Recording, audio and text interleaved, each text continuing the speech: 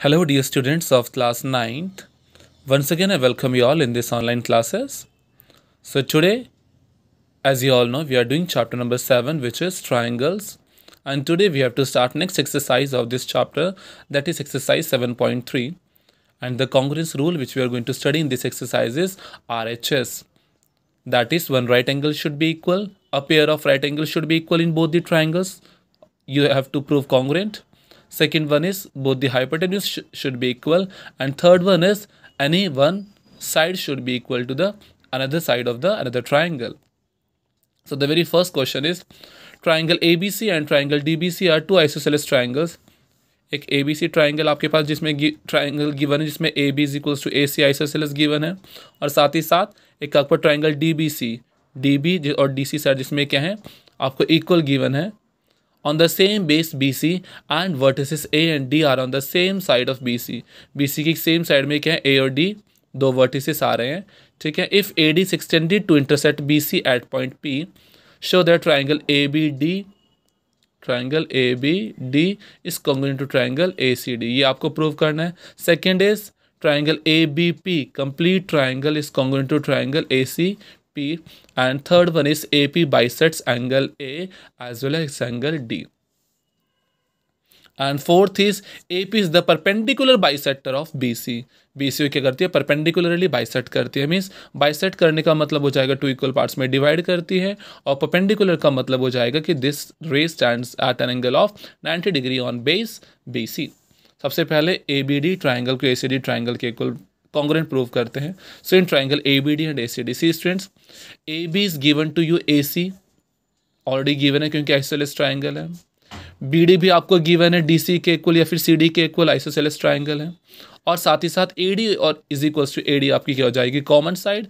So using triple S congruence rule this triangles are congruent. अगर students ये दोनों triangles congruent तो इसका angle BAD will be equals to angle CAD by using CPCT. ठीक है. Corresponding parts of congruent triangles are equal. अब देखिए, जो एंगल BAD है वही एंगल क्या है, BAP, और जो एंगल CAD है वही आपका क्या है, angle CAP. So you can say that. अब first part is prove. Now second part, in triangle ABP and triangle ACP, AB is equals to AC given है, angle BAP is equals to angle CAP अभी आपने ऊपर prove किया है. ठीक है. And third is AP is equals to AP, और जो AP is equals to AP side है वो क्या है, कॉमन है. ठीक है. तो यू कैन से triangle ABP is congruent triangle ACP. ठीक है. ये प्रूव हो चुका है. अब इससे आप कह सकते हैं कि BP is equals to CP. ठीक है. Corresponding parts of congruent triangles are equal. Okay. And in third part में आपको क्या प्रूव करना है कि जो आपके स्टूडेंट्स AP साइड है, ठीक है, AP क्या करती है, एंगल A को भी बाइसेक्ट करती है और एंगल D को भी बाइसेक्ट करती है. एंगल A को बाइसेक्ट करती है वो आप ऑलरेडी प्रूव कर चुके हैं. ठीक है. Angle BAP is equals to angle CAP, that means AP bisects angle A. Now you have to prove that it bisects angle D. अगर ये बाइसेक्ट एंगल D को करती है तो उसके लिए आपको ट्राइंगल DBP या फिर BPD, BDP और CDP को क्या करना पड़ेगा, कॉन्ग्रुएंट प्रूव करना पड़ेगा. BD CD के इक्वल है, BP CP के इक्वल आपने भी दिखाया, और DP is equal to DP common. तो SAS कॉन्ग्रुएंस रूल से दोनों ट्राइंगल कॉन्ग्रुएंट हो जाएंगे, और angle BDP will be equal to angle CDP. और अगर ये दोनों एंगल इक्वल है तो मतलब जो AP साइड है वो क्या है, एंगल D को भी बाइसेक्ट करते हैं. एंगल A को आप पहले बाइसेक्ट करके दिखा चुके हैं, और सेकेंडली एंगल D को भी क्या करती है, बाइसेक्ट करते हैं. So both this angles are being bisected. Now in fourth part you have to prove that AP is the perpendicular bisector of BC. Bisector है वो आप ऑलरेडी प्रूव कर चुके हैं स्टूडेंट्स. यहाँ देखिए, BP is equals to CP. अभी आपको दिखाना है कि वो परपेंडिकुलर है. सो परपेंडिकुलर के लिए आप स्टूडेंट्स देखिए, अभी आपने प्रूव किया है कि triangle BDP is congruent to triangle CDP. इसका मतलब क्या हो जाएगा कि दोनों के दोनों एंगल्स क्या है, equal. Angle BPD is equal to angle CPD अभी इक्वल है. ठीक है. CPCT. Now see, BC is a straight line, तो इन दोनों एंगल्स का सम कितना हो जाएगा, 180 डिग्री. एक लाइन है और लाइन के ऊपर अगर कोई ट्रांसवर्सल है, कोई भी रे है, ट्रांसवर्सल नहीं सॉरी रे, तो इन दोनों एंगल्स का सम कितना हो जाएगा, 180 डिग्री लीनियर पेयर. सो इन दोनों एंगल्स का सम क्या हो जाएगा, 180 degree reason will be equals to linear pair. Okay, reason will be equals to linear pair. So angle BPD plus angle CPD is equals to 180 degree. Angle CPD किसके equal, angle BPD के equal, तो इसकी value put कर दीजिए. So twice of angle BPD is equals to 180 degree. तो 2 cross multiply में जाके क्या हो जाएगा, एलिमिनेट हो जाएगा. तो angle BPD is equals to 190 degree and also BP is equals to CP. So you can say AP is the perpendicular bisector of BC. Okay, this is your question number 1. After that, now I'll be explaining question number 3 to you people. Two sides AB and BC and median AM of one triangle ABC are respectively equal to the sides PQ, QR and median PN of triangle PQR. AB जो side है वो PQ के equal है, जो BC complete side है वो complete QR के equal है, और AM मीडियन जो है वो PN के इक्वल है. ठीक है, आपको सबसे पहले पार्ट में क्या प्रूव करना है कि ट्राइंगल ABM छोटे वाले जो ट्राइंगल है is congruent to triangle PQN. Remember BC is equals to QR, not BM is equals to QN given to you. उससे पहले हम इसको प्रूव करेंगे. अब देखिए स्टूडेंट्स, अगर आप ABC ट्राइंगल में देखें तो AM क्या है, मीडियन है. मीडियन का मतलब होता है कि वो थर्ड साइड को बाइसेक्ट करती है. ठीक है, that means BM is equals to MC. ठीक है, और BM क्या हो जाएगा, हाफ ऑफ BC. अगर BM MC के इक्वल है तो BM क्या हो जाएगा, हाफ ऑफ BC. इसके पूरे की हाफ ऑफ द लेंथ. मान लीजिए ये 8 है तो ये भी हो जाएगी 4, ये भी हो जाएगी 4. तो ये 4 क्या है, कंप्लीट का हाफ है, 8 का हाफ है. BM is equals to half of BC.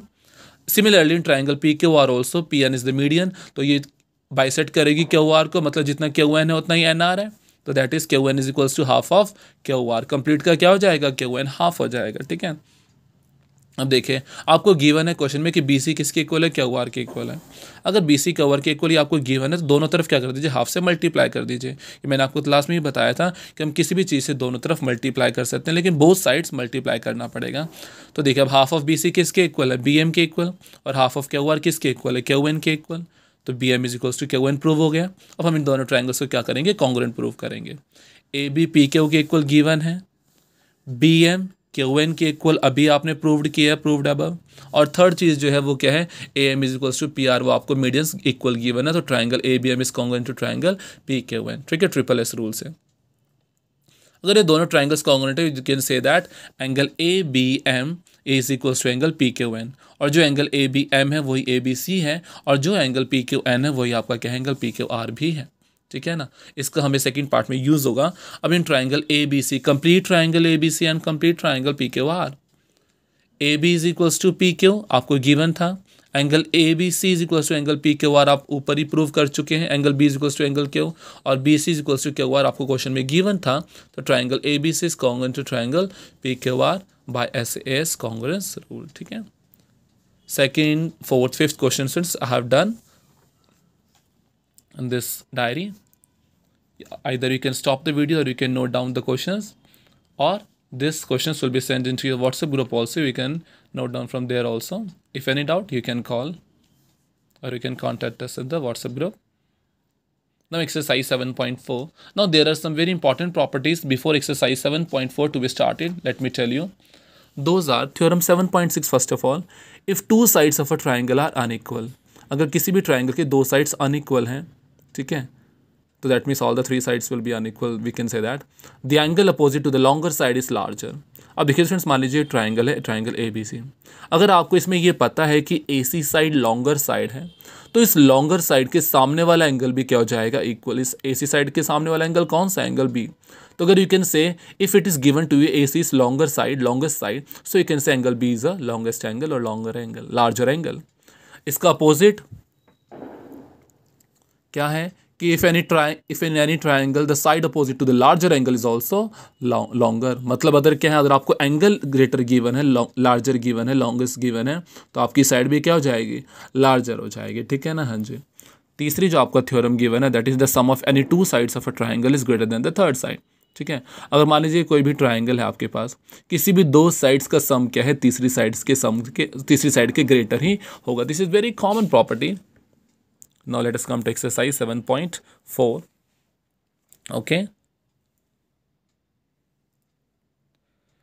The very first question is show that in a right triangle the hypotenuse is the longest side. एक right triangle में hypotenuse क्या होती है, longest side होती है. ये आपको क्या करना है, prove करना है. So let us say ABC is a right triangle. Figure was not given to us. So we have made the figure. Triangle ABC is a right triangle, right angled at B. Now in triangle ABC using angle sum property we can say angle A plus angle B plus angle C is equal to 180 degree. Angle B आपको 90 degree equal था, आपने लिख दिया, ठीक है। 90 degree को right hand side ले जाएंगे तो 180 minus 90 gives you 90। Angle A plus C is equal to 90 degree, यहाँ तक कोई दिक्कत नहीं है। नाउ देखिए friends, angle A plus C दोनों का सम क्या है, 90 डिग्री है। अगर इन दोनों का सम 90 डिग्री है तो मतलब एंगल ए 90 हो सकता है ना, एंगल सी 90 हो सकता है, दोनों का सम 90 है। 50-40 मान लीजिए, 60-30 मान लीजिए, 80-10 मान लीजिए, 45-45 मान लो, कुछ भी हो सकता है, लेकिन दोनों 90 डिग्री नहीं हो सकते, ठीक है, क्योंकि दोनों का सम 90 डिग्री के इक्वल है। तो that means they both are less than, they have to be acute angle that is less than 90 degree. तो इसका मतलब क्या है कि एंगल बी ही जो है वो है क्या है, लार्जेस्ट एंगल है, क्योंकि एंगल ए भी एक्यूट हो जाएगा लेस देन 90 और एंगल सी भी क्या हो जाएगा, लेस देन 90। तो सबसे ग्रेटर एंगल कौन सा हुआ, एंगल बी 90 डिग्री।